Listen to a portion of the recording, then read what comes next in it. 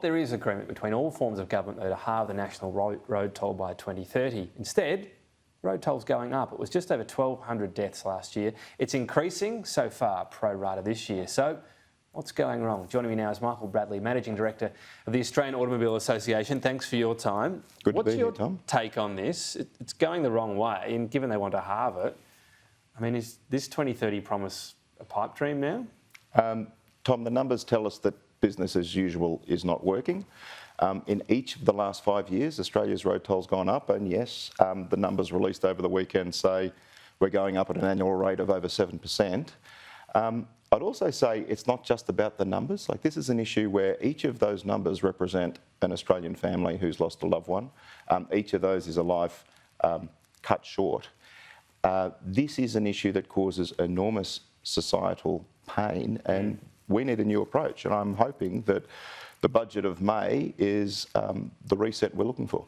When you think of roads and fatalities, it feels relatively simple. Drugs and alcohol, speeding, quality of the roads. Yep. Is there one you'd pinpoint that's going particularly bad? I'd pinpoint our inability to report on that or count what you've just described. The Australian government's plural, have again committed to a very ambitious target, but they've again committed to targets which we don't report against and things we don't measure. I think Australian motorists and taxpayers have a right to be very confused about this because, as you said, there's a lot of talk about road safety and the initiatives underway. There's an awful lot of taxpayers' money spent on this, but until we start quantifying what's going on and working out what's working and what's not, we can't explain to people like you what the cause of these deaths are, right, or how we're going to prevent them in the future. So we take a stretcher road and you know, media will often do analysis. Oh, well, look, we've had 10 people dying here in the last 5 years.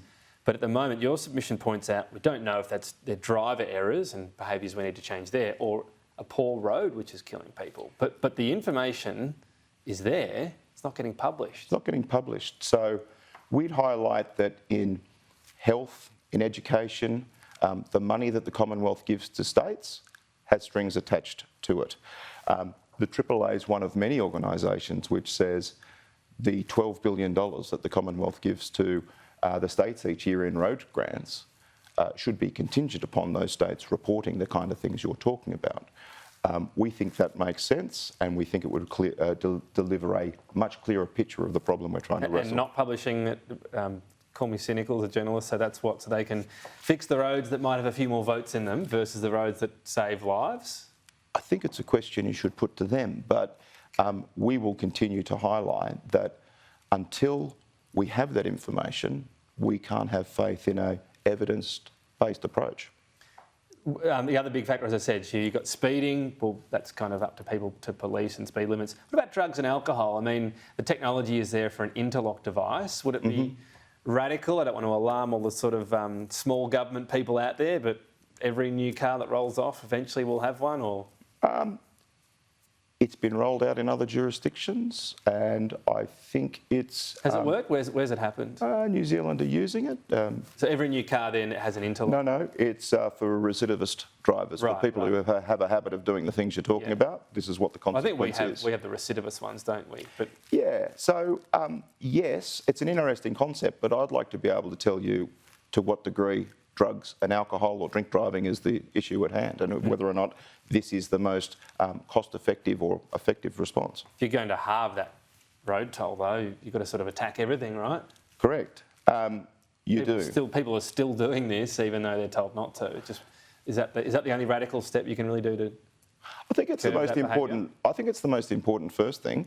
I think the other thing I'd point out is that Australian motorists pay nearly $14 billion a year in fuel excise, and they'd like to see every dollar of that spent in investing in improving our road infrastructure and making it safer than what it was before. I think it won't be a surprise to you to see that, to be told that Australia's roads are not in great shape at the moment as a result of the wet weather of last year. Some of the roads around Canberra, shocking state after La Nina. You're sort of nervous to go above 80 and 110 zone. Yeah, you're not alone. This is an East Coast-wide problem. Yeah.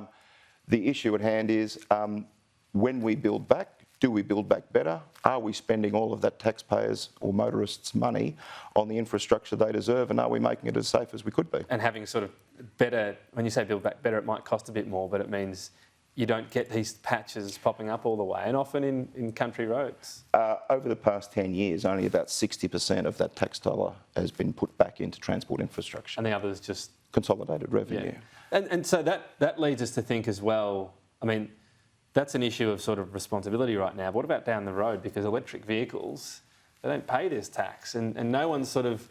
If you say, oh, well, they need to, it's a tax on the EV and a tax on a low emissions vehicle, but otherwise you're taxing usually lower income people who can't get an EV. Well, it's a really timely conversation. Well, we're looking very closely at a hearing in the High Court of last week, which is trying to determine which level of government in Australia is constitutionally able to apply a road user charge on EVs. Because the state governments are doing it.